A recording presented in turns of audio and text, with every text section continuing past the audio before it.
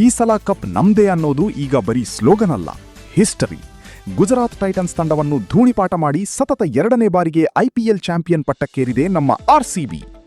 ಹೌದು, ಅಹಮದಾಬಾದ್ನ ನರೇಂದ್ರ ಮೋದಿ ಕ್ರೀಡಾಂಗಣದಲ್ಲಿ ನಡೆದ ಭಾನುವಾರದ ಹೈ ವೋಲ್ಟೇಜ್ ಫೈನಲ್ ಪಂದ್ಯದಲ್ಲಿ ರಜತ್ ಪಾಟಿದಾರ್ ನೇತೃತ್ವದ RCB ತಂಡ ಗುಜರಾತ್ ವಿರುದ್ಧ ಭರ್ಜರಿ 6 ವಿಕೆಟ್ಗಳ ಗೆಲುವು ಸಾಧಿಸಿದೆ. ಟಾಸ್ ಗೆದ್ದು ಮೊದಲು ಬೌಲಿಂಗ್ ಆಯ್ದುಕೊಂಡ ಬೆಂಗಳೂರು ತಂಡ ಶಾರ್ಪ್ ಬೌಲಿಂಗ್ ಪ್ರದರ್ಶಿಸಿತು. ರಸಿಕ್ ಸಲಾಂ ದಾರ್ ಅವರ 3 ವಿಕೆಟ್ ನೆರವಿನಿಂದ ಗುಜರಾತ್ ತಂಡವನ್ನು ಕೇವಲ 155 ರನ್ಗಳಿಗೆ ಆಲ್ಔಟ್ ಮಾಡಿತು.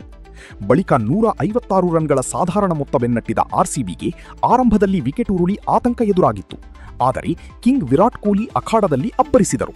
ಕೇವಲ 25 ಎಸೆತಗಳಲ್ಲಿ ತಮ್ಮ IPL ಕೆರಿಯರ್ನ ಅತ್ಯಂತ ವೇಗದ ಅರ್ಧಶತಕ ಸಿಡಿಸಿದ ಕೊಹ್ಲಿ ಕೊನೆಯವರೆಗೂ ಅಜೇಯರಾಗಿ ಉಳಿದು 75 ರನ್ ಚಚ್ಚಿದರು. ಕೊನೆಗೆ ಸಿಕ್ಸರ್ ಬಾರಿಸುವ ಮೂಲಕ RCB ತಂಡವನ್ನು ಅತ್ಯಂತ ರೋಚಕವಾಗಿ ಗೆಲುವಿನ ದಡ ಸೇರಿಸಿದರು. ಇದರೊಂದಿಗೆ RCB back to back trophy ಗೆದ್ದು ಇತಿಹಾಸ ಬರೆದಿದೆ. ಚಾಂಪಿಯನ್ RCB ತಂಡಕ್ಕೆ ನಿಮ್ಮ ಶುಭಾಶಯಗಳನ್ನು ಕಾಮೆಂಟ್ ಮಾಡಿ ತಿಳಿಸಿ.